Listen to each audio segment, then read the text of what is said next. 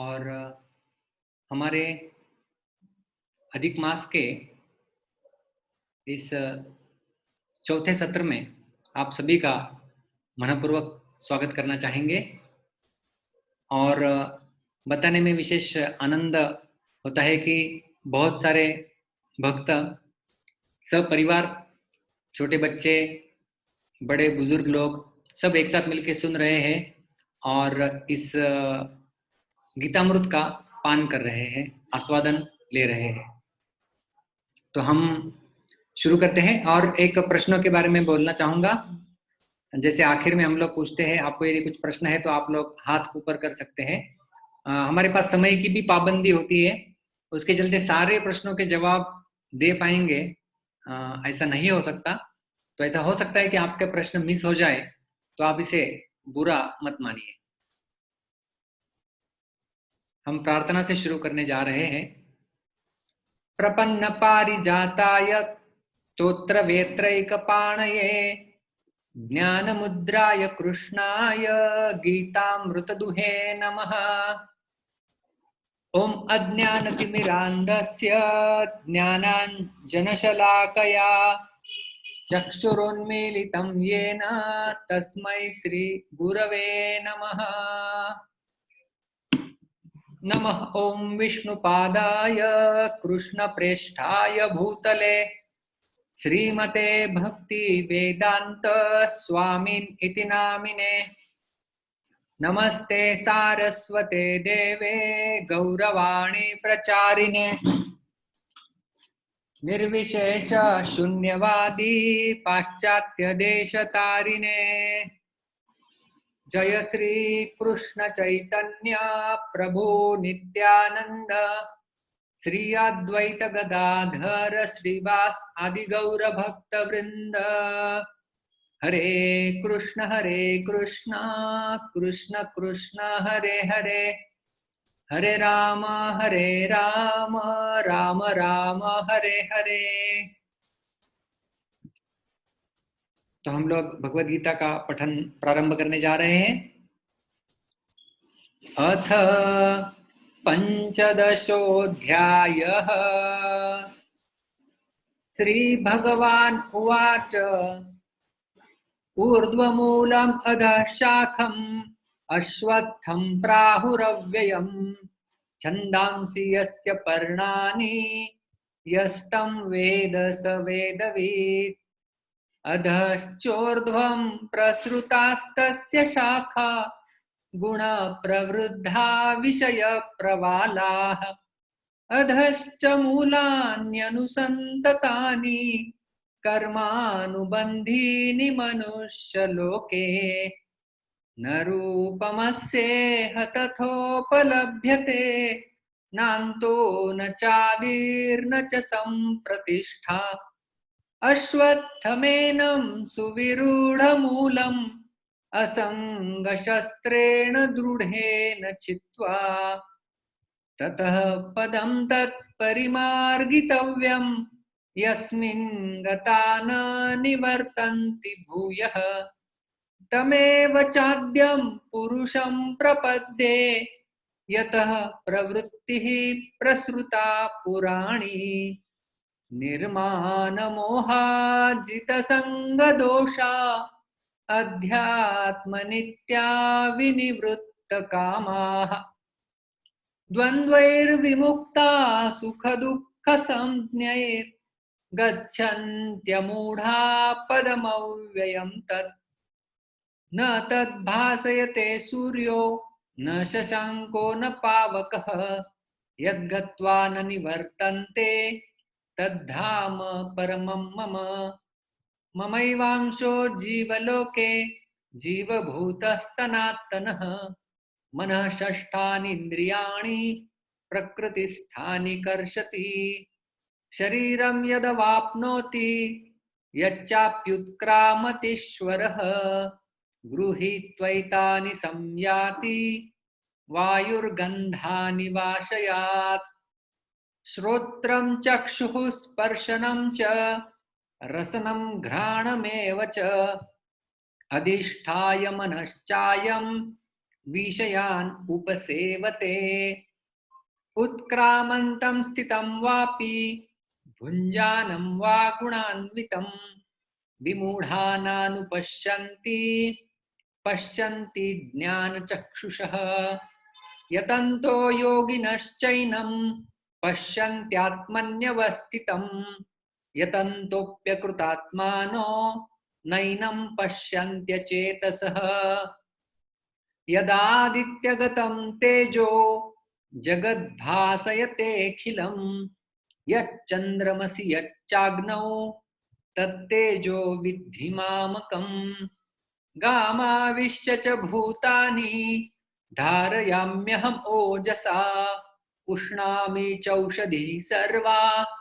सोमो भूत्वा रसात्मकः अहं वैश्वानरो भूत्वा प्राणिनां देहमाश्रितः प्राणापानसमायुक्तः पचाम्यन्नं चतुर्विधं सर्वस्य चाहं हृदि सन्निविष्टो मत्तः स्मृतिर्ज्ञानमपोहनं च वेदैश्च सर्वैरहमेव वेद्यो वेदान्तकृद्वेदविदेव चाहम् द्वाविमौ पुरुषौ लोके क्षरश्चाक्षर एव च क्षरः सर्वाणि भूतानि कूटस्थोऽक्षर उच्यते उत्तमः पुरुषस्त्वन्यः परमात्मेत्युदाहृतः यो लोकत्रयम् आविश्य बिभर्त्यव्यय ईश्वरः यस्मात्क्षरम् अतीतोऽहम्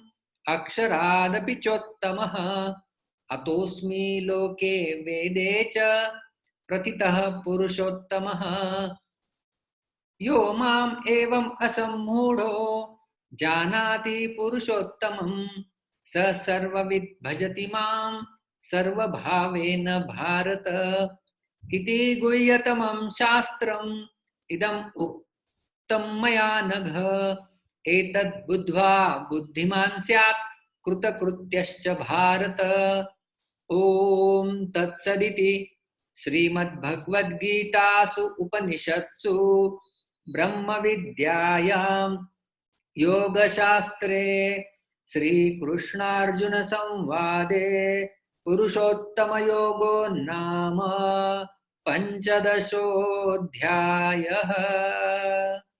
श्रीकृष्णार्पणमस्तु। हरे कृष्णा। तो कल एक भक्त पूछ रहे थे कि जो हम लोग जिस धुन में गाते हैं तो क्या यही धुन होनी चाहिए? तो जी नहीं। एक होता है अंग्रेजी में जिसे कहते हैं एक है मीटर और दूसरा है ट्यून, मतलब एक है छंद और दूसरा है धुन। तो छंद फिक्स्ड होते हैं, जैसे हमने कहा था कि इंद्रवज्रा छंद है 5वें श्लोक का और 15वें श्लोक का, दूसरा तीसरा और चौथा श्लोक उपजाति छंद का है और बाकी सारे श्लोक 1 से 20 में जितने हैं ये 5 छोड़ के वो सब जो है अनुष्टुप छंद के बताए जाते हैं। तो ये छंद फिक्स है, लेकिन इसको गाने की आपकी धुन अलग अलग हो सकती है। तो ये एक धुन हम लोग फॉलो करते हैं। इसका मतलब यह नहीं है कि आपको किसी धुन में गाना है, आप जो चाहिए उस धुन में इन श्लोकों का उच्चारण कर सकते हैं। तो कल हम लोग दूसरे श्लोक के ऊपर चर्चा किए थे। अधश्चोर्ध्वं प्रसृतास्तस्य शाखा गुण प्रवृद्धा विषय प्रवाला अधश्च मूलान्यनुसंततानि कर्मानुबंधीनि मनुष्यलोके। और इसके अन्वय के रूप में तो एक स्लाइड में हम पूरा कल का सत्र का रिकैप कर सकते हैं। तो पहले श्लोक में भगवान ने एक ऐसे वृक्ष के बारे में बताया था, ऊर्ध्वमूलम अधः शाखम, जिसके मूल ऊपर है यानी भगवान के रूप में और शाखाएं नीचे फैली हुई है। अश्वत्थम प्राहुरव्ययम और छंदांसी यस्य पर्णानि, वैदिक जो छंद है कर्मकांड के नियम वो है उसके पर्ण जो आकर्षित लगते हैं। और दूसरे श्लोक में उन शाखाओं का विस्तार भगवान ने बताया था। तस्य शाखाः, उस वृक्ष की शाखाएं प्रसृताः बहुत फैली हुई है। कहाँ कहाँ फैली हुई है? अधः च ऊर्ध्वम, नीचे और ऊपर फैली हुई है। इनको पोषण कहाँ से मिलता है? गुण प्रवृद्धाः, सत्वगुण, रजोगुण और तमोगुण, इनके द्वारा इनका पोषण होता है और ये बढ़ती है। वृद्धाः, प्रवृद्धाः, विशेष बढ़ती है। और इनको बढ़ाने के लिए और एक चीज कारणीभूत होती है, वो है विषय प्रवालाः। हमने देखा था विषयों का चिंतन, और प्रवाल कहते हैं न्यूली स्प्राउटेड लीफ, जो नया नया हरा भरा पत्ता आ रहा है। तो विषय जितने आकर्षक लगते हैं हमें, और जितना हम लोग उनसे आसक्त होते हैं, उतनी ये शाखाएं बढ़ती जाएगी। और केवल बढ़ती ही नहीं जाएगी, कर्मानुबंधीनि मनुष्य लोके, इस मनुष्य लोक में हमें कर्म के बंधन में जकड़ लेगी। और ये बंधन छूटना तो दूर की बात है, अनुसंततानी तनोति, ये बढ़ता जाता है, बढ़ता जाता है। और ये इस शाखाओं का बढ़ने का कारण मूलानी ऐसा कहा गया था। तो हम आज के श्लोक के ऊपर आते हैं। तीसरा श्लोक आज का। न रूपमस्येह तथोपलभ्यते, नान्तो न चादिर्न च संप्रतिष्ठा, अश्वत्थमेनं सुविरूढमूलम् असंग शस्त्रेण दृढ़ेन चित्वा।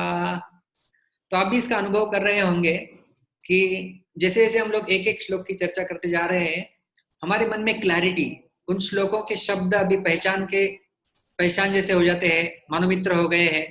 और जब हम रोज उनको पढ़ रहे हैं तो उच्चारण करते समय उन जो हमारे मित्र बने हुए शब्द है वो हमें याद आते हैं, उनके बारे में हमें समझता है, उनके अर्थ हमने इतना विस्तार से देखा था। तो ये श्लोक अभी they have become our friends, हमारे मित्र जैसे ये बन जाते हैं। तो इस श्लोक के ऊपर चर्चा करने से पहले हम लोग देखेंगे कि पिछले श्लोक में क्या बताया था। दूसरे श्लोक में संसार रूपी वृक्ष की जो फैली हुई शाखाएं हैं, उनका वर्णन और कर्म बंधन किस प्रकार से होता है, शाखाएं कैसे बढ़ती है, 3 गुण, कारणम गुण संगोस्य सदसद योनि जन्मसु, इसकी हमने चर्चा की थी। तो अभी अर्जुन के मन में सवाल आया कि भगवान इतना सब कुछ ये 2 श्लोकों में इस वृक्ष के बारे में बताए हैं, संसार के बंधन के बारे में बताए, इसका कभी छेदन भी हो सकता है क्या? इसका छेदन कैसे करना चाहिए? हमने कल देखा था कि हम लोग कुछ भी करें इस वृक्ष में। कल के एक कृष्ण कुमार जी, इनका प्रश्न था, उसमें मैं एक थोड़ा सा जवाब के रूप में ऐड करना चाहूंगा। तो मनुष्य योनि जो है वो कर्म योनि है, और पशु योनि और देवता योनि जो है वो भोग योनि है। उसमें केवल भोग होता है, कर्म नहीं होते। तो यहाँ पे कर्म का तात्पर्य है पुण्य कर्म और पाप कर्म।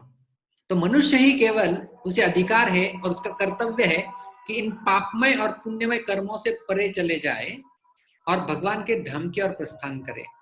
तो बाकी योनियों में असंभव है, लेकिन बाकी योनियों में पाप और पुण्य आप नहीं कर सकते, लेकिन गलतियां आपसे हो सकती है। तो उन गलतियों की प्रतिक्रिया आपको वहां पर मिल सकती है। जैसे कोई कुत्ता है और कुत्ते आपके दरवाजे पे आता है और आप उसे छड़ी मार के फेंकते हैं। तो छड़ी मार के फेंक दी, तो क्या हम कहेंगे क्या उसके कर्म में लिखा था कि छड़ी का मार उसे मिलेगा? तो उसके कर्म में लिखा हुआ था, उसकी वजह से उसको ये कुत्ते का शरीर मिला हुआ है। और इसमें जो भी कुछ वो पाप और पुण्य नहीं कर सकता, गलतियां कर सकता है, मार खा सकता है किसी की, और यदि गलती करेगा तो उसकी सजा भुगतनी होगी। तो इसी प्रकार से देवता लोग भी कुछ गलती करते हैं तो उन्हें तुरंत उसी जन्म में जो है वो उसका प्रायश्चित वहां पर या उसकी प्रतिक्रिया उन्हें वहीं पर मिल जाती है। तो उन्हें पाप और पुण्य उस प्रकार से वहां पर नया उत्पन्न नहीं होता है, जो पुराना हुआ है उसी का भोग वो कर सकते हैं। तो अर्जुन के मन में यह सवाल आया कि इसे हम लोग कैसे छेदन कर सकते हैं। तो भगवान ये श्लोक कहे, तो ये श्लोक ऊपर लिखा गया है काले अक्षरों में, तीसरा श्लोक, न रूपमस्येह तथोपलभ्यते। इसका पद विभाग और संधि देखते हैं हम लोग। एक एक शब्द जो है वो यहाँ पर नीचे अलग अलग करके लिखे गए हुए, और जो 2 शब्द अंडरलाइन किए हुए हैं वो संधि है वास्तव में। तो मैं वो भी बताऊंगा आज। शायद कल हमने संधि नहीं बताई थी, तो मैं वो भी यहाँ पे बताने का प्रयास करूंगा। कल की तरह यदि किसके बैकग्राउंड में बिल्कुल नॉइज नहीं है, अच्छे से मेरे पीछे तुरंत स्पष्ट रूप से बोलना चाहेंगे तो आप हाथ ऊपर कर सकते हैं मेरे पीछे।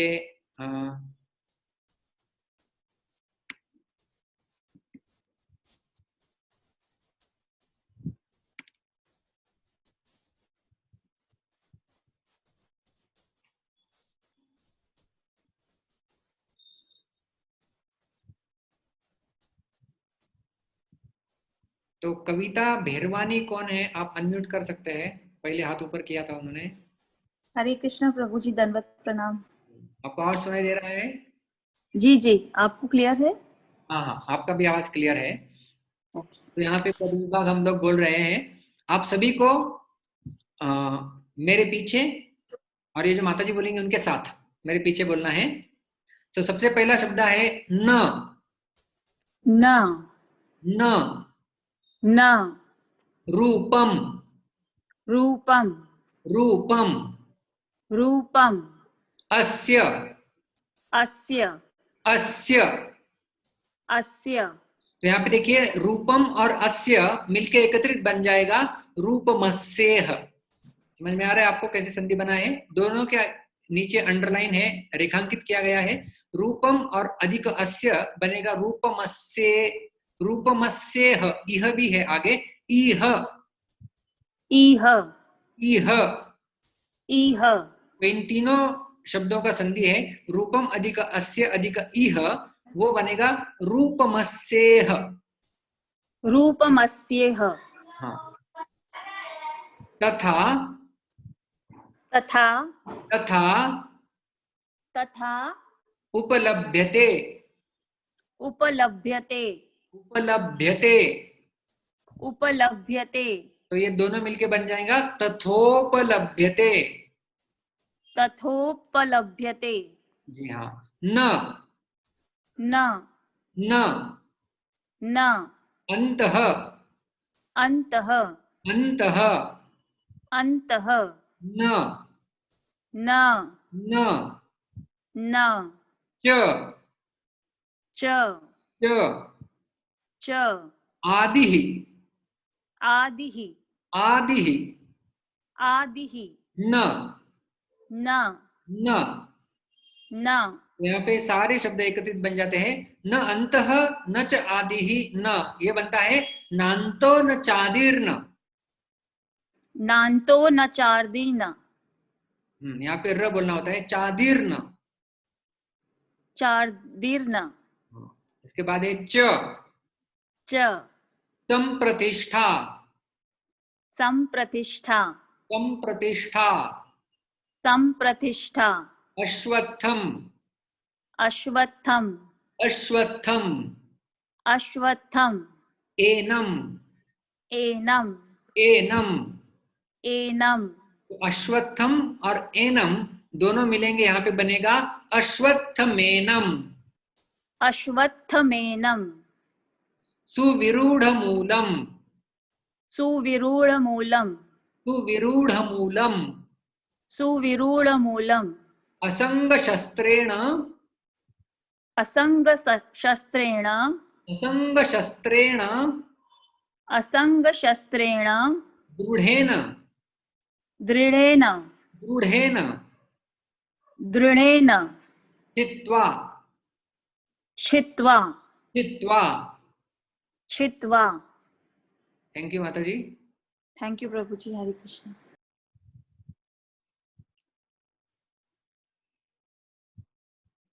तो ये हमने देख लिया सारे इसके पद विभाग और संधि क्या होता है, कैसे इस श्लोक को पढ़ा जाएगा। अभी हम इसके अन्वय की ओर बढ़ते हैं और फिर एक एक शब्द का अर्थ भी हम लोग यहाँ पे देखेंगे। तो यहाँ पर है सबसे पहले आपको यहाँ पे देखना है, मैं जहाँ पे कर्सर घुमा रहा हूँ वहीं पे देखना है आपको। न रूपम अस्य इह तथा उपलभ्यते, मतलब इस श्लोक की पहली पंक्ति पहला पाद यहाँ पे लिया गया है। न रूपमस्य तथोपलभ्यते। न रूपम, रूपम का अर्थ जानते हैं आप? रूपम, रूपम का अर्थ होता है, हम लोग बोलते हैं ना कितना सुंदर रूप है आपका, तो रूपम का अर्थ है रूप वास्तव में। स्क्रीन, हाँ स्क्रीन दिख रही है अभी आपको? स्क्रीन दिख रही है? न रूपम अस्य इह, यस, न रूपम अस्य इह तथा उपलभ्यते। रूपम का अर्थ है रूप, अस्य मतलब इसका मतलब इस वृक्ष का, इस अश्वत्थ वृक्ष का, इह मतलब इस संसार में, इह लोके, तथा उपलभ्यते, उपलभ्यते मतलब दिखाई नहीं देता। तो भगवान यहाँ पर बता रहे हैं कि जो वृक्ष का मैंने आपको वर्णन किया है हे अर्जुन पहले 2 श्लोकों में, इस प्रकार का वृक्ष इस संसार में हमें दिखाई नहीं देता और ये समझ में भी नहीं आता है। हम भी नहीं देखते ऐसा कौन सा वृक्ष है जिसके जड़ें ऊपर है, जिसकी शाखाएं नीचे है, ऐसा तो हो ही नहीं सकता। ये दिखाई भी नहीं देता, और दिखाई भी नहीं देता और साथ साथ समझता भी नहीं है। 2 श्लोकों को समझने के लिए हमें 2 दिन लग गए, फिर भी ठीक से नहीं समझा है, अभी तक मन में प्रश्न संभ्रम रहते हैं। तो भगवान कहते हैं कि ये इस संसार में नहीं दिखाई देता और उसके साथ साथ समझ में भी नहीं आता। न न न उपलभ्यते, क्यों नहीं? इसके 3 कारण बताते हैं भगवान। तो क्या है पहला कारण? न अंतः, इसका तो न अंत समझ में आता है। जैसे वृक्ष फैला हुआ है इस संसार में, ये संसार रूपी वृक्ष जो फैला हुआ है, इसका अंत कहां पर हो रहा है? शाखाएं फैलती जा रही है, फैलती जा रही है, हम लोग ऊपर चले जा रहे हैं, स्वर्ग लोक तक पहुंच गए, स्वर्ग लोक तक पहुंच, और ऊपर कितना चला, ब्रह्म लोक तक चले गए, लेकिन वहां से भी नीचे आना होता है। हाँ, ब्रह्म भुवना लोका पुनरावर्ती अर्जुन, भगवदगीता 8वें अध्याय का 16वां श्लोक है। तो इसका अंत ही दिखाई नहीं देता, कहाँ पे समाप्त हो रहा है ये वृक्ष। नच आदि ही, ये शुरू कहाँ से और कब से हुआ है वो भी नहीं समझ में आ रहा है। आदि, आदि का अर्थ होता है शुरुआत, अंत का अर्थ होता है इसका अंत, इस याचा शेवट, the end of this expansion of the tree. न अंत समझ में आता है, न आदि शुरुआत समझ में आती है, न च संप्रतिष्ठा, संप्रतिष्ठा का अर्थ है उसकी स्थिति भी नहीं है। जैसे हमने देखा था एक क्षणभंगुर है, अश्वत्थम, जो कल तक भी नहीं टिकने वाला है, क्या इसका सहारा लिया जाए, क्या इसमें सुख ढूंढा जाए? दुखालयम अशाश्वतम भगवान कहते हैं इसे। तो इसकी संप्रतिष्ठा, इसकी स्थिति भी नहीं है, मतलब आदि भी नहीं है, मध्य भी नहीं है और आखिर भी है, नहीं समझ में आ रहा है, इसलिए इसे समझना थोड़ा मुश्किल है, ऐसा भगवान कहते हैं। तो ये हो गया इसका स्वरूप के बारे में। अभी क्या करना है? अश्वत्थम एनम, एनम का अर्थ है इस अश्वत्थ वृक्ष, जिसको एक विशेषण लगाया भगवान ने। किस प्रकार का अश्वत्थ वृक्ष? सुविरूढ़ मूलम। अभी हमने देखा था मूलम का अर्थ है कारण, का मूल कारण, मतलब जिस प्रकार से हमने कल देखा था, आपको याद है किसके कारण ये बढ़ता जाता है? क्या है? तो बढ़ने का कारण होता है उसका तादात्म्य, ममता और कामनाएं। किसके कारण ये बढ़ता जाता है और इतने अधिक मात्रा में होता है? तो रूढ़ मूलम कहना चाहिए था, उसे 2 उपसर्ग भी लगा दिए भगवान ने, सु और वी, मतलब बहुत ही गाढ़ा ये बंधन है, इसलिए क्या करना चाहिए? इसे छित्वा, छित्वा समझ में आ रहा है आपको? काट देना चाहिए, इस बंधन को काट दो। अरे भाई, किसी भी चीज को काटने के लिए तो शस्त्र लगता है, शस्त्रेण, कौन से शस्त्र से काटना है? तो भगवान यहाँ पे प्रयोग करते हैं असंग शस्त्रेण। असंग, संग का अर्थ होता है आसक्ति, असंग का अर्थ होता है अनासक्ति। अनासक्ति रूपी शस्त्र से इसे काटिए। लेकिन ये वृक्ष तो बहुत ही भयावह और बहुत ही बड़ा और भयावह है, इसको समझ पाना भी मुश्किल है हे भगवान, तो इसे काटा कैसे जाए? तो इसलिए भगवान कहते हैं दृढ़ेन, दृढ़ता रूपी असंग के शस्त्र से इसका छेदन करना है। तो अभी हमने ये जो अन्वय देख लिया, इसका अभी हम लोग एक्सप्लेनेशन देखते हैं। आचार्यों की टीका के अनुसार एक्सरे सामने है अभी, अभी उसके अंदर क्या छिपा हुआ है ये डॉक्टर हमें बताने जा रहे हैं, तो उसको हम लोग समझते हैं, बाद में वापस इस स्लाइड पे हम लोग आ जाएंगे। न रूपम अस्य इह तथा उपलभ्यते।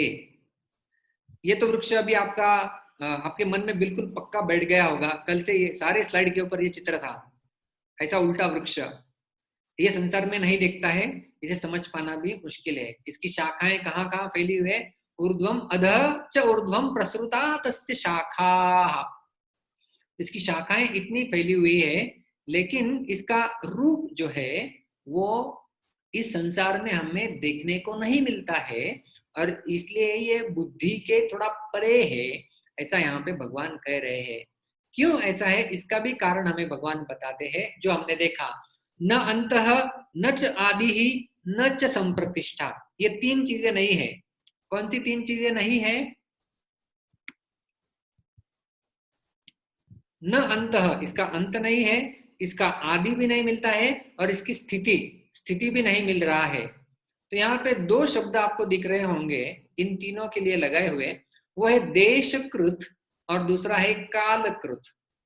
तो मतलब इसका अर्थ है कि ये जो तीनों है, इसका आदि अंत और जो संप्रतिष्ठा मतलब स्थिति है, ये देशकृत भी नहीं हम लोग समझ सकते। देशकृत का अर्थ क्या है? देशकृत का अर्थ है कि कहां से शुरू हो रहा है, कहां खत्म हो रहा है, location wise, geographical location wise मतलब देशकृत, और कालकृत का अर्थ है टाइम वाइज, कब शुरू हुआ और कब खत्म होगा। हम लोग जानते हैं, हम लोग इस संसार में है, हमें तो केवल हमारा बर्थडे और डेथ डे, हमें तो डेथ डे हमारा पता नहीं रहेगा। कोई एक्स व्यक्ति है तो उसका बर्थ और उसका डेथ हमें पता रहता है, लेकिन वो अगले जन्म में कहां पर जाएगा, पिछले जन्म में कहां से आया था, ये और वो कब से चक्कर शुरू है उसका, ये भी हमें पता नहीं है। इसलिए ये है कालकृत, न उपलब्धते। तो देशकृत भी नहीं समझ में आता, कालकृत भी नहीं समझ में आता। मतलब कहां पर है और कब से है और इसका और छोर कितना है, ये तीनों चाहे वैज्ञानिक कितना भी क्यों ना माथा पीछी कर ले, इसे कभी नहीं ढूंढ सकते। और वास्तव में इसलिए भगवान कहते हैं कि इसको ढूंढने के पीछे भी मत लगो, इसको सीधा काटना है। तो जैसा हम लोग मानो कुएं में किसी ने हमें ढकेल दिया है, और ढकेल दिया है और हमें तैरना ठीक से नहीं आता है, और हम लोग ऊपर देख के चिल्लाते, किसने, किस व्यक्ति ने मुझे ढकेल दिया है। अरे बाबा वो मत सोचो, पहले यहाँ से बाहर निकलने का प्रयास करो, उसके बारे में सोचना होगा। तो ये तो आदि मध्य अंत्य हम इसका जान भी नहीं सकते। और ये जो अश्वत्थ है, ये भगवान इसके बारे में कह रहे हैं कि अश्वत्थम एनम सुविरूढ़ मूलम। तो जैसा हमने कहा कि इसके इस संसार में जो बढ़ने का कारण है, जिन्हें भी मूलम कहा गया है, वो जैसा हमने कल देखा था, एक है तादात्म्य, दूसरा है ममता, और तीसरा है कामना। तादात्म्य का अर्थ है मैं यह शरीर ही हूं और सब कुछ शरीर के लिए करना, मुझे अच्छे से खाने के लिए चाहिए, अच्छे से सोने के लिए चाहिए, सारी इंद्रियों की तृप्ति होनी चाहिए मेरी, वो है, और केवल उसी के बारे में सोचते रहना। और मैं शरीर हूं और इस शरीर के परे, इसके ऊंचे और कुछ है, इसके बारे में बिल्कुल जानकारी न होना, वो है तादात्म्य। और दूसरा होता है ममता, मतलब जो ये शरीर से संबंधित जो कुछ चीज, वस्तुएं, व्यक्ति है, वो सारी मेरी है, वो है ममता। और तीसरा है कामना, जो अभी तक मुझे नहीं मिला हुआ है उनको प्राप्त करने की अभिलाषा मेरे मन में है, वो है कामना।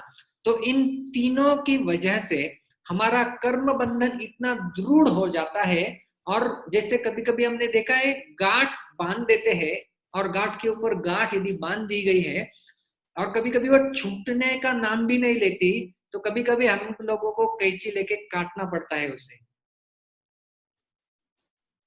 तो उसी प्रकार से भगवान भी यही बोल रहे हैं कि इसे हमें क्या करना है, असंग शस्त्रेण दृढ़ेन छित्वा।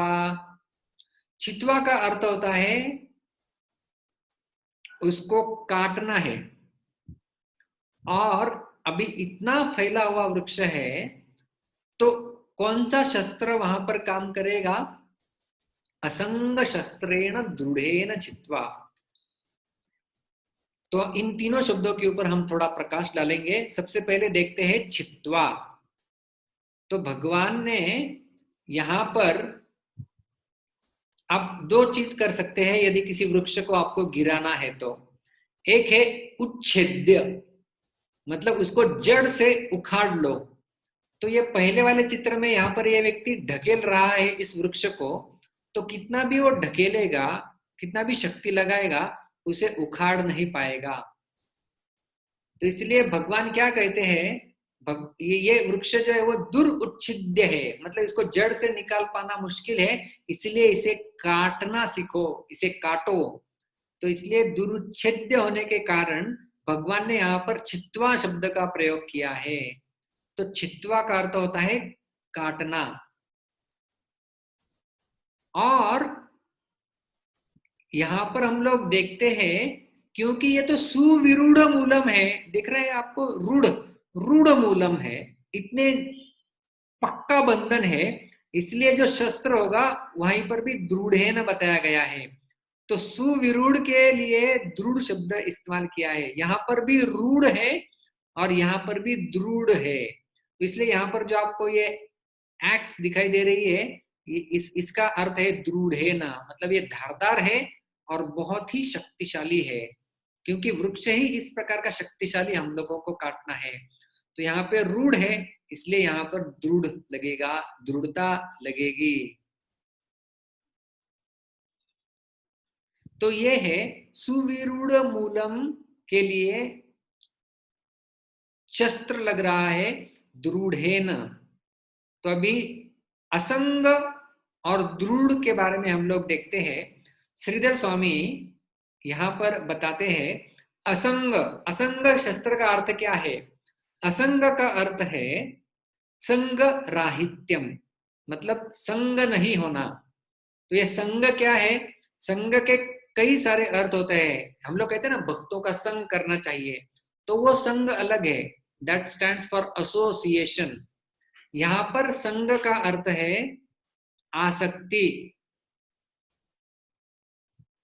जैसा दूसरे अध्याय के भगवद गीता के 62 और 63वें श्लोक में भगवान बताते हैं, कल हमने इसकी चर्चा की थी, ध्यायतो विषयान् पुंसः संगस्तेषुपजायते संगात् संजायते कामः कामात् क्रोधो विजायते। तो ये संग यहाँ पर है आसक्ति।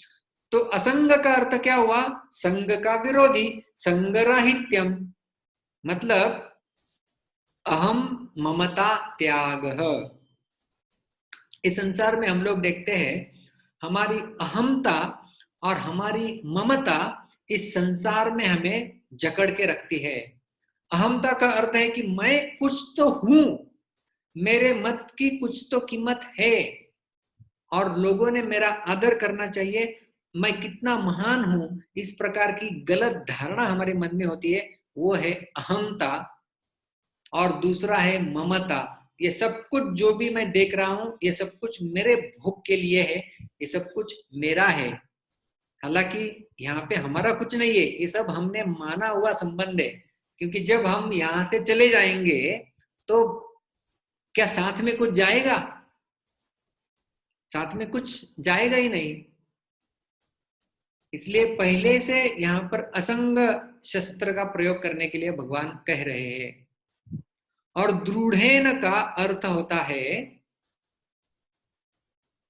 सम्यक विचारवता, मतलब अच्छे से विचार करते हुए, विचार पूर्वक अपनी विवेक शक्ति का अच्छे से प्रयोग कर कर,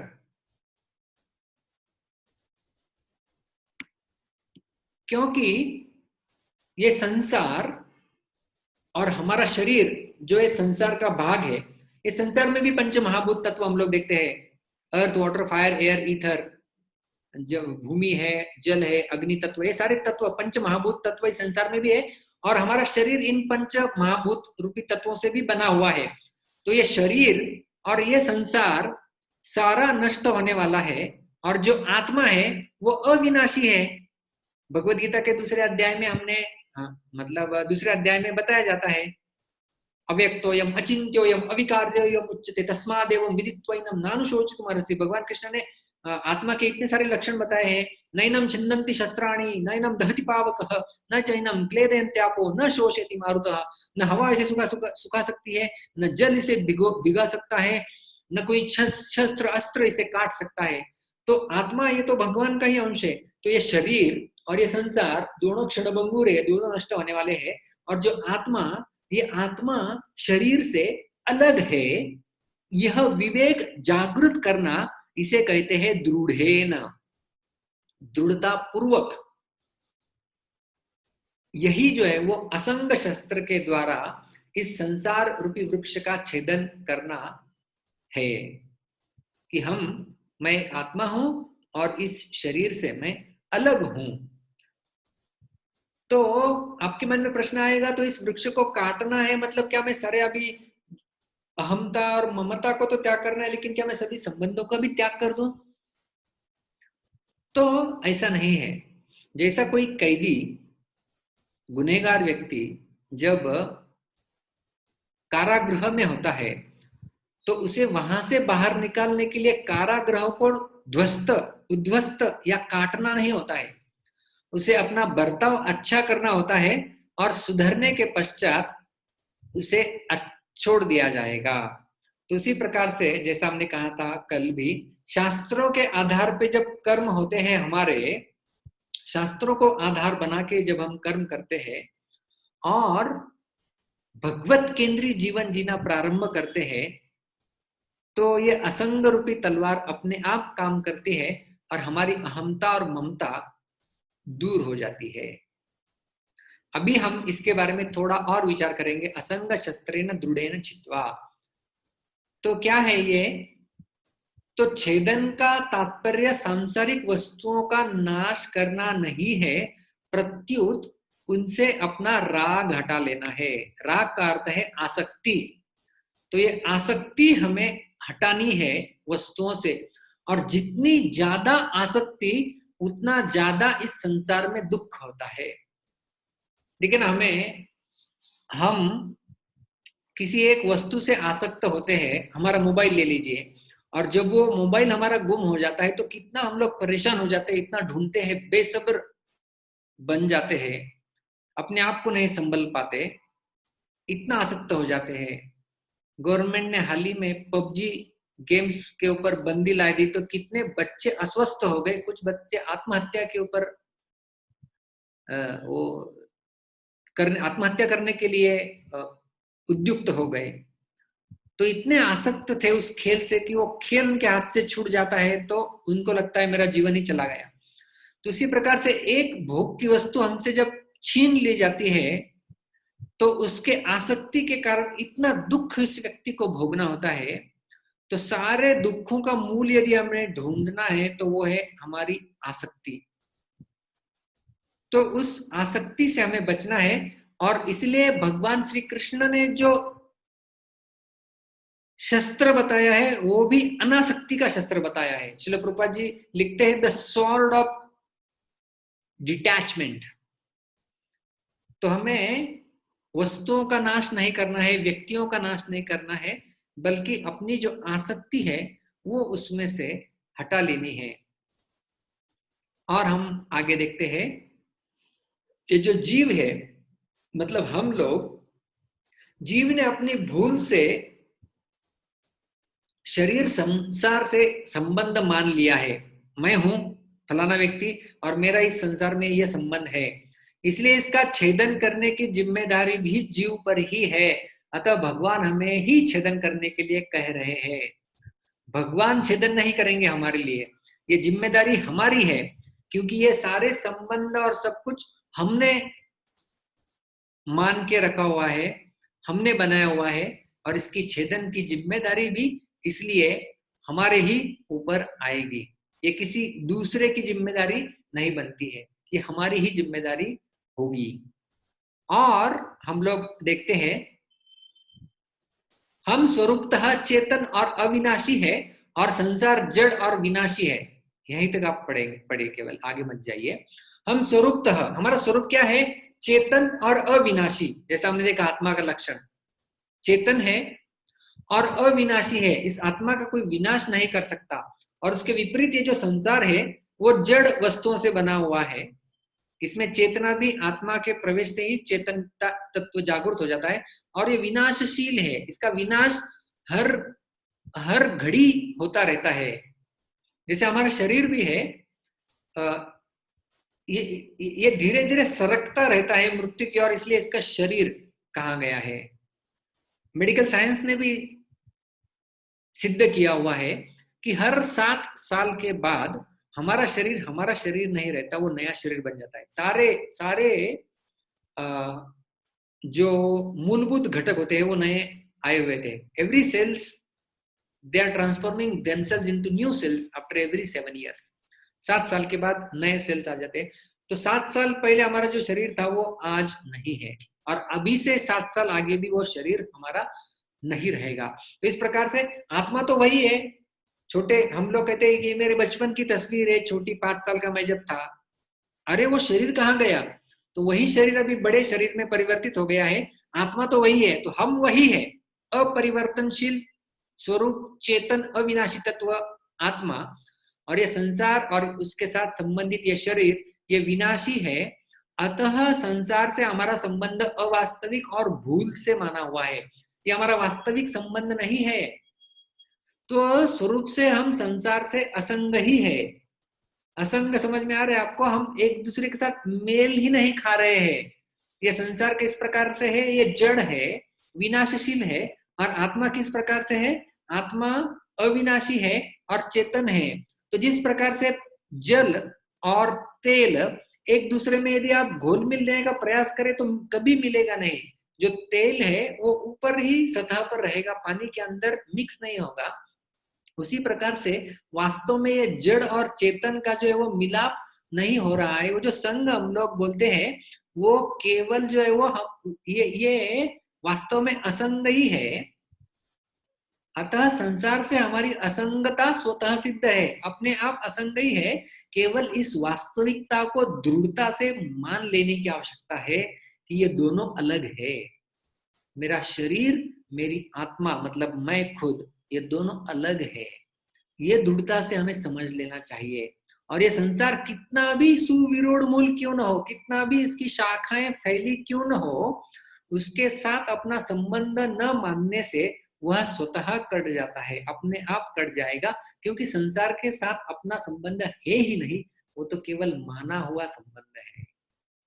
अतः संसार के साथ अपना संबंध केवल न मानने से उसका छेदन हो जाता है।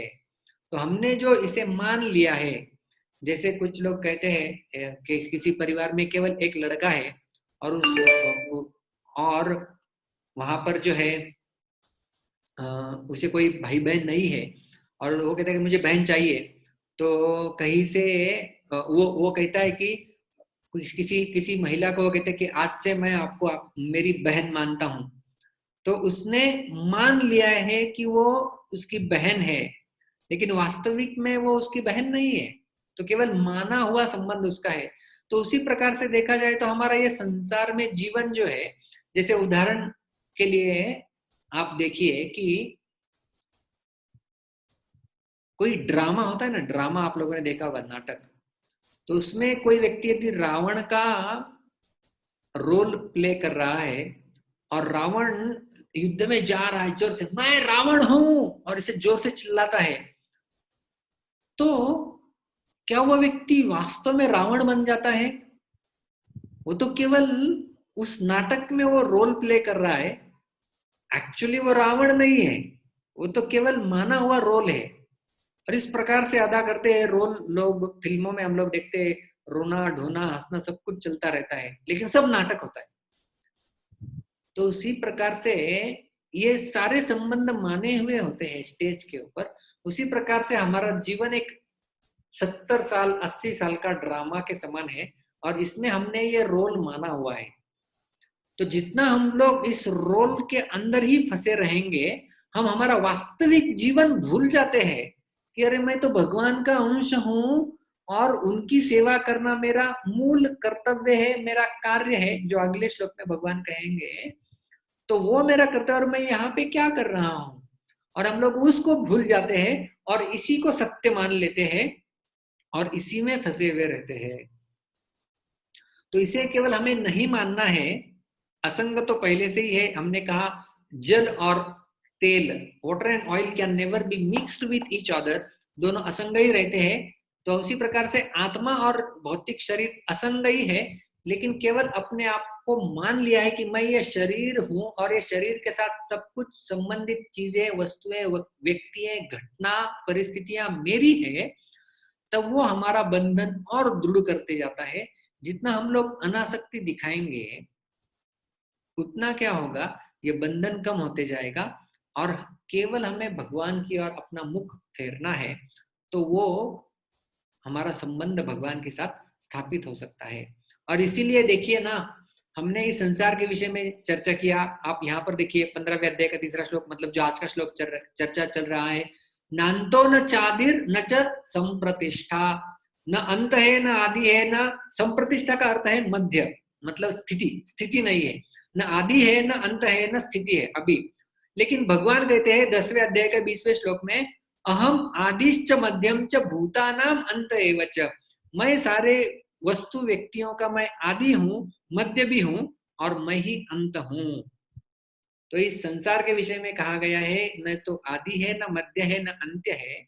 लेकिन भगवान के विषय में कहा गया है, भगवान ही वास्तव में सबके आदि है, मध्य है और अंत भी है। वो स्वयं कहते हैं गीता के 10वें अध्याय के 20वें श्लोक में।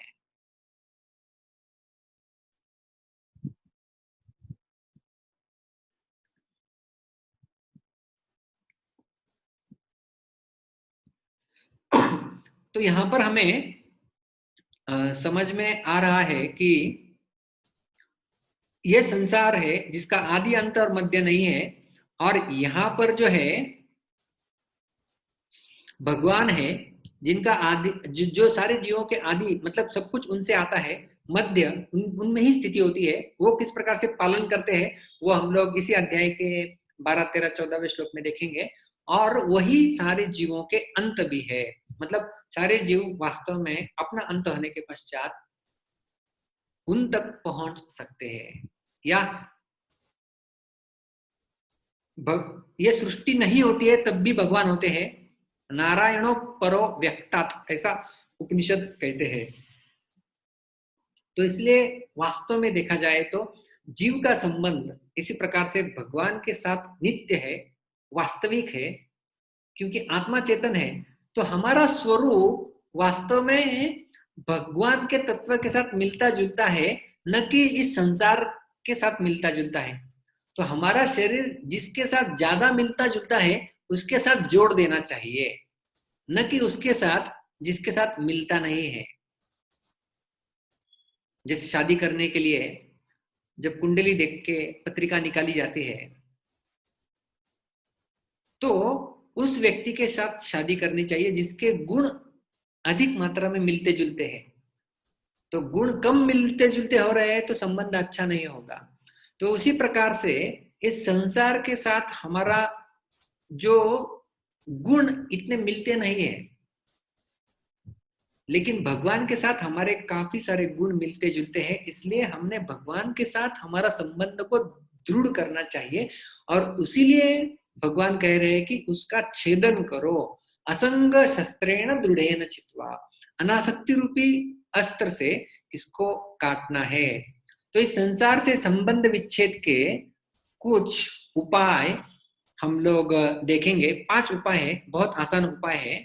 सबसे पहला उपाय है, मैं और मेरा इस भाव का हमें त्याग करना है। बहुत बार हम लोग इसी भावना में, इसी चेतना में रहते हैं कि मैं हूं शरीर और इससे संबंधित सारी वस्तुएं हैं मेरी और मेरे भोग के लिए। न कि दूसरों के लिए। तो इस भावना को कैसे हम लोग कम कर सकते हैं? मैं हूं, लेकिन मैं भगवान का सेवक हूं, इस रूप में हम लोग देख सकते हैं। और मेरा जो कुछ मेरा है वो भगवान का ही है। हमने कल देखा था, यज्ञार्थात् कर्मणोऽन्यत्र लोकोऽयं कर्म बंधन तदर्थं कर्म कौन्तेय मुक्त संग समाचर। गीता 3 अध्याय 9वां श्लोक। यज्ञ, भगवान के लिए कार्य करो, तो उनके लिए हम लोग साधन जुटा सकते हैं। और मैं भी हूँ, मेरा अस्तित्व है, ऐसा नहीं कि मैं नहीं हूँ, लेकिन मैं वास्तव में कौन हूँ, यह प्रश्न हमें पूछना चाहिए। दूसरा है सांसारिक सुख की कामना का सर्वथा त्याग करना। कामनाओं को त्याग करना चाहिए, क्योंकि कामनाएं कितनी भी हम लोग पूरी करने का प्रयास करें, कामनाएं संतुष्ट नहीं होती है। जीर्यतो वान जीर्यते, हमारा शरीर जीर्ण हो जाता है लेकिन हमारी कामनाएं जीर्ण नहीं होती। और ये कामनाएं हमें अलग अलग जन्मों के बीज बोते रहते हैं और अलग अलग जन्म होते रहते हैं। तो इस प्रकार से हम लोग संसार चक्र में चलते रहते हैं। तो कामना का सर्वथा त्याग करना चाहिए। तीसरा है मैं भगवान का हूं और भगवान मेरे है, इस वास्तविकता के ऊपर दृढ़ता से डटे रहना है। मैं किसका हूं? तो मैं भगवान का हूं और भगवान मेरे है। तो अहमता और ममता भगवान के संबंध में जोड़नी है।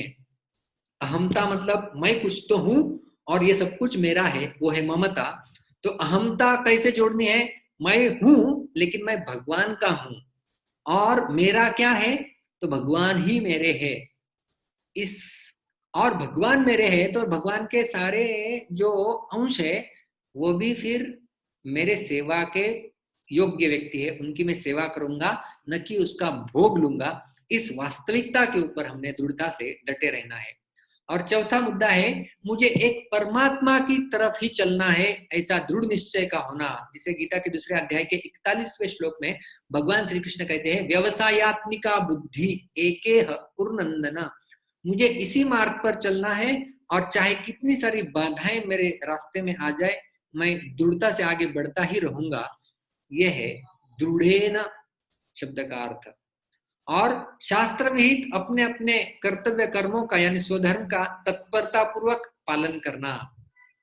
क्योंकि हमारा जो स्वधर्म है, जो कर्म हमें करना है इस संसार में, उस यतः प्रवृत्तिर्भूतानां येन सर्वमिदं ततं स्वकर्मणा तमभ्यर्च्य सिद्धिं विन्दति मानवः। 18वें अध्याय में भगवान कृष्ण कहेंगे कि हमारे वर्ण और आश्रम के हिसाब से हमें जो नियत कर्म, नियत कर्तव्य करने के लिए दिए गए हैं, उनका तत्परता से अच्छे से यदि कोई व्यक्ति पालन करता है और भगवान की संतुष्टि के लिए कर्म करता है, तो वह व्यक्ति जो है वह संबंध विच्छेद आसानी से इस संसार से उस व्यक्ति का हो सकता है।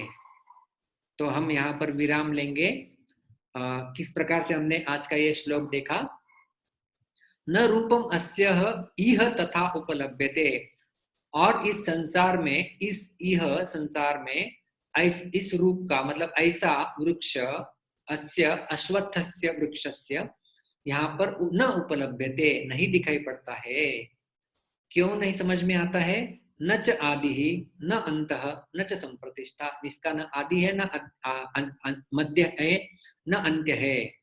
कालकृत और देशकृत, कहाँ से शुरू होता है और कब से शुरू हुआ है ये बंधन, इसके बारे में हमें पता नहीं है। इसलिए ये सुविरूढ़ मूल है, इसलिए उसे असंग शस्त्रेण दृढ़ेन छित्वा, इसे हमें दुरुच्छेद्य है, उसे उखाड़ के नहीं फेंक सकते हैं क्योंकि ये बहुत गहरा है। इसलिए इसको हमें क्या करना है? काटने के लिए भगवान कह रहे हैं।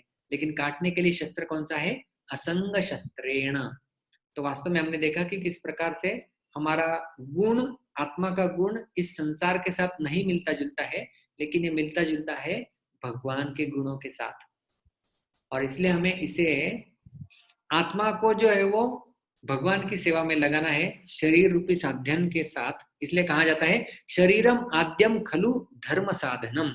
ये जो हमारा शरीर है ये धर्म को प्राप्त करने के लिए एक साधन मात्र है। तो एक साधन मात्र के लिए हमने इसका इस्तेमाल करना है, न कि आसक्तियों को बढ़ाने के लिए और इस संसार के बंधन को और गहरा करने के लिए। तो ऐसा यदि हम करेंगे तो फिर वास्तव में जो पहले श्लोक में भगवान कृष्ण ने कहा था ना, आपको याद है, यह तम वेद स वेदविद, वह वेदविद है। तो जो इसको जानता है वह वेदविद है, उतना ही नहीं उसका अर्थ। तो यदि गहराई में जब जाएंगे तो जो उसे काटने का प्रयास करता है असंग शस्त्र से इस अश्वत्थ वृक्ष को, वह वास्तव में वेदविद है, ऐसा भगवान कहना चाहते हैं। तो यह है पहले और तीसरे श्लोक का भी संबंध। तो कौन है वेदविद? यह तम वेद स वेदविद। तो जो न केवल वह जानता है लेकिन उसे करने के लिए अपने आप को उसने सक्षम बना लिया है और प्रयुक्त हुआ है, वह व्यक्ति वेदविद है। वास्तव में वह सारे वेदों का ज्ञाता है, ऐसा यहाँ पर भगवान कह रहे हैं। तो यहाँ पे विराम होता है।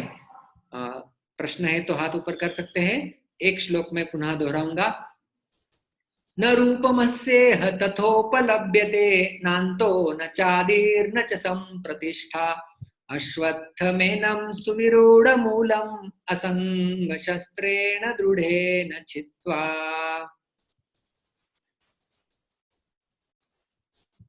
डीडीवाई कौन है? देवनानी, डीडीवाई देवनानी, आपको मैंने अनम्यूट किया है। हरे कृष्णा प्रभु जी, धन्यवाद, प्रणाम। हरे कृष्णा प्रभु जी, मेरा प्रश्न ये था कि जो आपने बताया कि जो कर्म है वो मनुष्य योनि के लिए है, लेकिन देवता और पशु योनि के लिए भोग योनि होती है। तो हम अपने कर्म करके अपने जो करंट जो अपना हमारा बर्थ होता है उसमें हम कर्म करते हैं और अब प्रिपेयर करते हैं दूसरे बर्थ के लिए। तो अगर पशु या देवता अपना उनको ये कर्म नहीं लगता तो वो दूसरे जन्म के लिए किस तरह से प्रिपेयर होते हैं? फिर उनको कौन सी योनि मिलती है और उनकी आखिरी चेतना कुछ होती है या चेतना होती नहीं है? अच्छा प्रश्न है आपका। तो हमें उसके लिए समझना होगा, ये 84 लाख योनियों का चक्र है, उसमें मनुष्य एक योनि है और उसमें देवी देवता भी आते हैं। ब्रह्मा जी भी इस चक्र के अंश है। हालांकि उनका चक्र बहुत लंबे समय बाद चलता है, हमारा चक्र बहुत ज्यादा फास्ट घूमता है क्योंकि उनकी आयु उतनी लंबी है। तो जो पशु पक्षी है वो तो कर्म योनि नहीं है। तो हम लोग देखते हैं कि ऐसा यदि चक्र है तो चक्र में घूम रहे हैं वो, और चक्र में घूम रहे हैं तो किसी न किसी समय उन्हें मनुष्य जन्म मिला हुआ है। मनुष्य जन्म में कई सारे कर्म किए हुए हैं, तो ऐसे कुछ घृणित कर्म किए हैं तो उसे नरक में जाना होगा या फिर निचली योनि में जाना होगा। अच्छे कर्म करता है, पुण्य कर्म करता है तो स्वर्ग में जाएगा, तो ऊपर की ओर जा सकता है। तो वहां पर जाएगा, एक तो ऊपर जाएगा एक तो नीचे जाएगा, तो ऐसी गति होगी। और फिर यहाँ पर जब जाएगा तब एक ऑटो साइकिल भी होता है। ऑटो साइकिल मतलब एक बार आप उसके अंदर घुस गए तो वो 84 लाख का चक्कर आपको काटना होता है। तो ऑटो मोड में उसके जितने जितने अगले जन्म निश्चित है वो करता रहेगा और फिर वापस उसे मनुष्य जन्म का संधि उपलब्ध करके दिया जाएगा। उसमें वो वापस क्या करता है? उन पशु पक्षी प्राणियों की अंतिम चेतना इतनी विकसित नहीं होती है कि वो कुछ ध्यान करे और उस हिसाब से अपने देह का त्याग करे। तो उनकी चेतना कम विकसित होती है, इसलिए उनको ये नियम लागू नहीं होता है।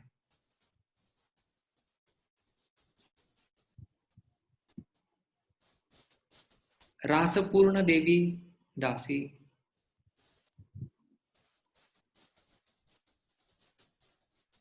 हरे कृष्णा प्रभु जी। हरे कृष्ण। हाँ, प्रभु जी मेरी आवाज आ रही है? हाँ बिल्कुल आ रही है।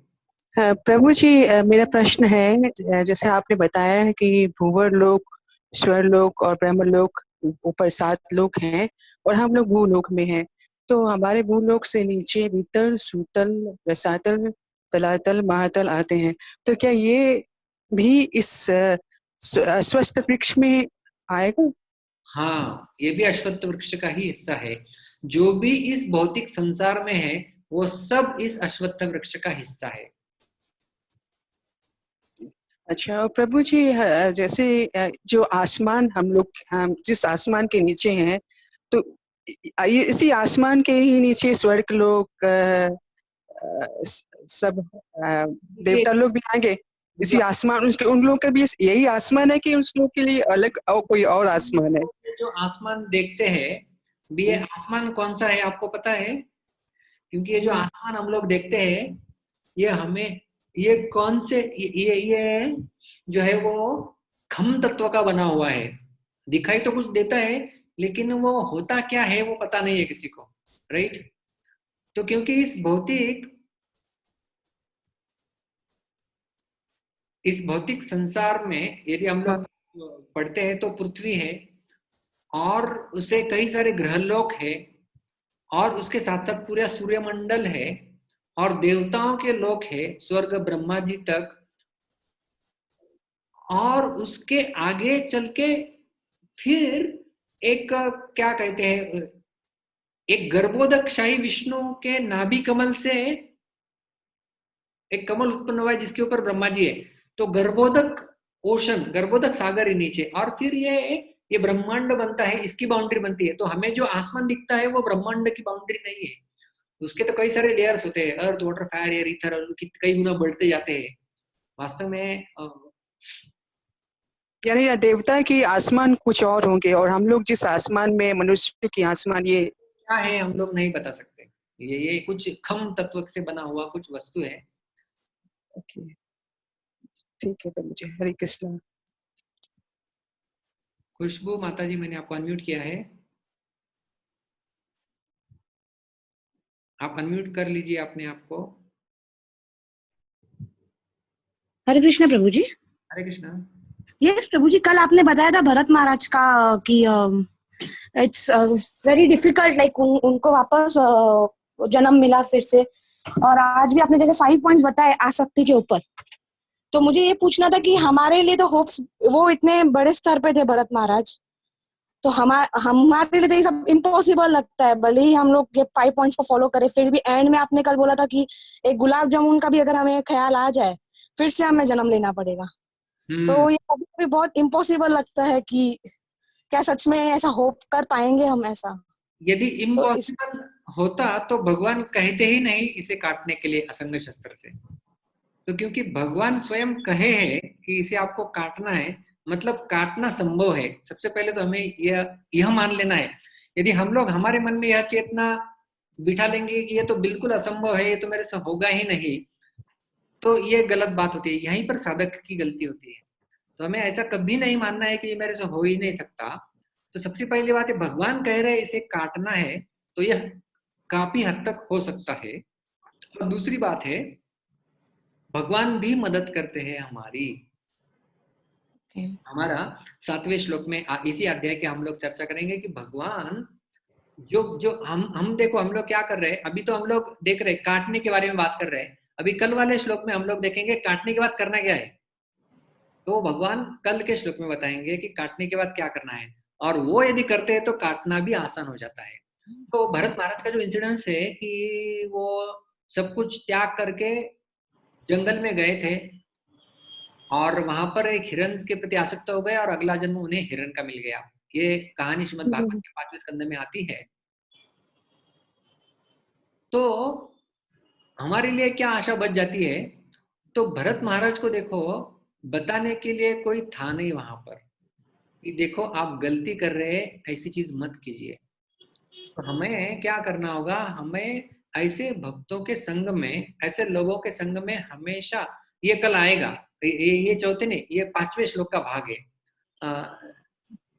जित संग दोषा। ये जित संग दोषा जो है, इसके ऊपर हमें काम करना होगा। वो 5वें श्लोक में आएगा इसका वर्णन। तो हमें ऐसे लोगों के साथ हमेशा घिरे हुए रहना है जो दृढ़ता से लगे हुए हैं और जो हार नहीं मान रहे हैं अध्यात्म में प्रगति करने के लिए। जितना हम लोग उन लोगों के संग में रहेंगे उतना हमारा भी दृढ़ता बढ़ते जाएगा और ये करना हमें आसान लगेगा। क्योंकि हम लोग अभी यहाँ तक आए हैं और पिछला यदि हमारा जीवन देखते हैं तो हमारे कितनी सारी बुरी आदतें थे, कितने सारे अनशन चीजें हम लोग करते थे, उनसे छुटकारा पाके हम लोग यहाँ तक आए हुए हैं। इसका मतलब इसके भी आगे जा सकते हैं। तो जो ऐसा व्यक्ति है जिसको शराब पीने की बहुत गंदी आदत लगी हुई है, एडिक्टेड है, उस व्यक्ति को कहा जाए कि इसे छोड़ दो, आपके स्वास्थ्य के लिए अच्छा नहीं है, तो वो क्या कहता है, सबसे पहला असंभव, मेरे से नहीं हो सकता। तो पहला उनका रिस्पॉन्स यही होता है। तो छोड़ने के लिए कहा गया है, इसका अर्थ ये संभव है, क्योंकि आप पहले नहीं पीते थे, वो देखो आपको आदत लगी हुई है, तो ये आदत लगी हुई है इसलिए इसको छोड़ा जा सकता है। उसी प्रकार से हम लोग भगवान के अंश है, उनके साथ हमारा गुण धर्म मैच होता है काफी, मतलब पहले वो रह चुके हैं हम लोग, कि अभी ये माना हुआ है, ये केवल कुछ समय के लिए लगा हुआ बंधन है, तो ये छूटा जा सकता है। और भगवान खुद इसे बता रहे हैं, मतलब ये quite possible. Okay okay Prabhu, thank you so much Prabhu ji. Punita माता जी, आपको मैंने अनम्यूट किया है।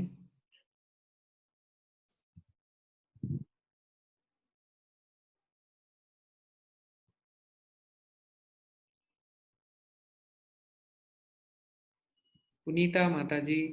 हरे कृष्णा प्रभु जी। हरे कृष्णा, थोड़ा जोर से बोलेंगे?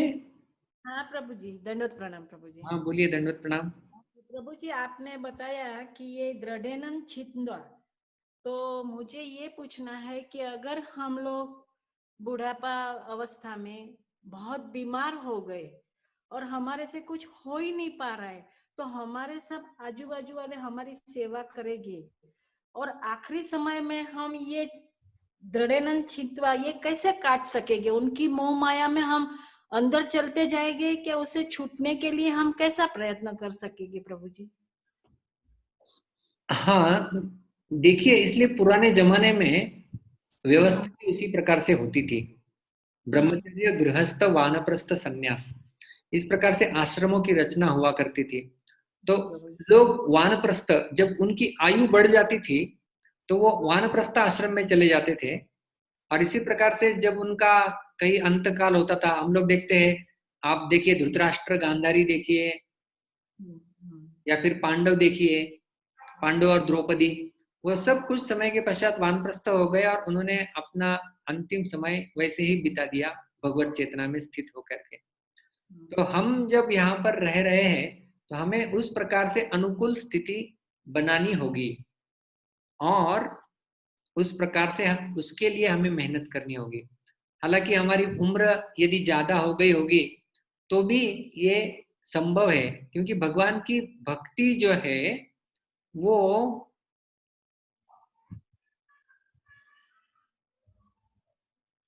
हरि बोल। हाँ, तो जो भगवान की भक्ति जो है वो किसी भी उम्र में की जा सकती है, उसके लिए कोई लिमिटेशन नहीं होता है। नहीं, लेकिन प्रभु जी हम अंत में हमारा कुछ कर ही नहीं पाएंगे, समझो एकदम हम लास्ट अवस्था में हमारा सब कुछ जबान चली जाती है, कान चले जाते हैं, और अपने घर वाले सेवा करते, तो वो सामने होएंगे प्रभु जी, तो हम वो काट नहीं सकेंगे ना वो। हाँ देखिए क्या होता है, इसलिए हमारा एकांगी मार्ग नहीं है, हम लोग केवल तलवार लेके काटने वाले नहीं है, हम लोग भगवान के ऊपर आश्रित होने का प्रयास करते हैं। और भगवान, एक ग्रंथ है जिसका नाम है अष्टावक्र गीता, उसमें भगवान कहते हैं, ये अष्टावक्र मुनि ने लिखी हुई है, उसमें वो कहते हैं कि कपवादादि दोषेण मद्भक्तो न च मां स्मरेत् तस्य स्मराम्य हम नो चेत कृतघ्नो नास्ति मत्परः।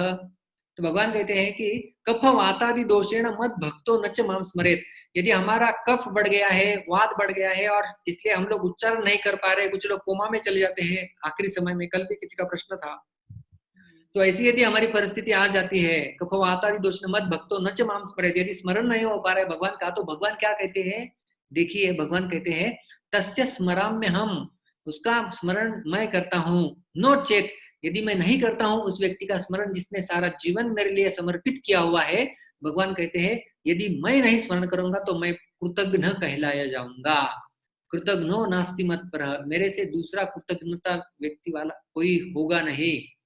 तो इसलिए भगवान हमारा स्मरण करेंगे और हमें वापस लेके जाएंगे। तो कुछ हमें हमारी ओर से करना है, कुछ भगवान भी मदद करते हैं। हरि हरि बोल प्रभु, थैंक यू वह प्रभु जी, विश्वास हमें होना चाहिए। बहुत अच्छा समझा दिया प्रभु जी, थैंक यू वेरी मच। हरे कृष्णा। हरे कृष्ण प्रभु जी। मनीषा कोठारी माता जी हाथ ऊपर किए हैं, आप अनम्यूट करेंगे अपने आप को?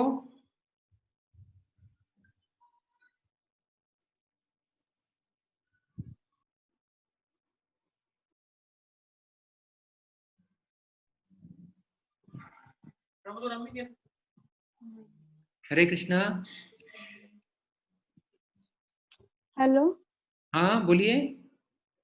गुरुजी, दंडवत हरे प्रणाम। हरे कृष्णा।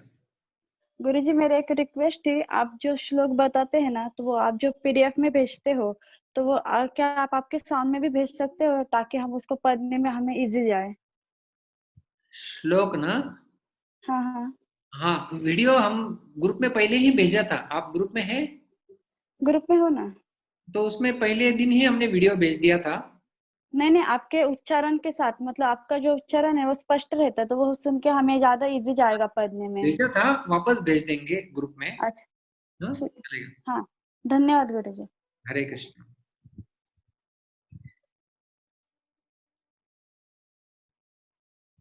ठीक है, और तो किसी का कोई प्रश्न नहीं लग रहा है।